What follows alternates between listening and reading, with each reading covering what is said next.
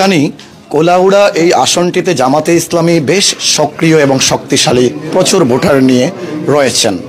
সেখানে আপনি কি আওয়ামী লীগকে প্রতিপক্ষ মনে করেন নাকি জামাত ইসলামীকে প্রতিপক্ষ মনে করছেন?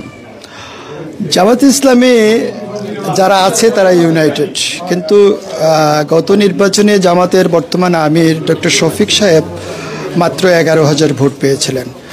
তো জামাত ইসলামকে আমি ভোটের মাঠে কোনো ফ্যাক্টর মনে করি না।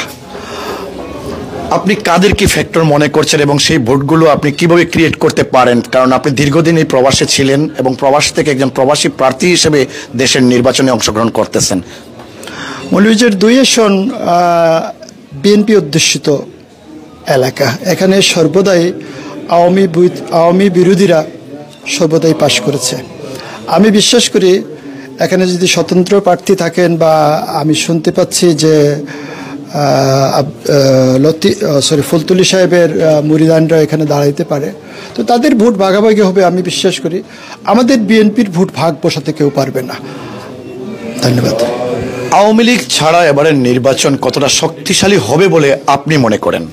মানুষ দীর্ঘদিন ভোট দিতে পারে নাই, 17 বছর। মানুষ ভোট কেন্দ্রে যাওয়ার জন্য অধীর আগ্রহে অপেক্ষা করছে এবং আমি বিশ্বাস করি সেটা যদি অব্যাহত থাকবে এবং সবাই ধানের শেষে গিয়ে ভোট দেবে। ধন্যবাদ। যদি এই নির্বাচনে আওয়ামী লীগ ছাড়া বিএনপি সরকার গঠন করে, তাহলে এই সরকারটা আওয়ামী লীগ ছাড়া কতদিন টিকতে পারবে বলে মনে করে? পুরো 5 বছর থাকতে পারবে বলে মনে করেন আপনি? অবশ্যই, কারণ মানুষ, আমরা তো জনগণের ম্যান্ডেট নিয়ে সংসদে যাব। আওয়ামী লীগ তো জনগণের ম্যান্ডেট নিয়ে সংসদে যায়নি, সেই জন্য তারা পালিয়ে যেতে বাধ্য হয়েছে। আমরা একটা বিষয়ে অবগত যে ওসমানগড় উপজেলার ব্যাপারে শখু ভাইয়ের পক্ষ থেকে সাপোর্ট থাকবে।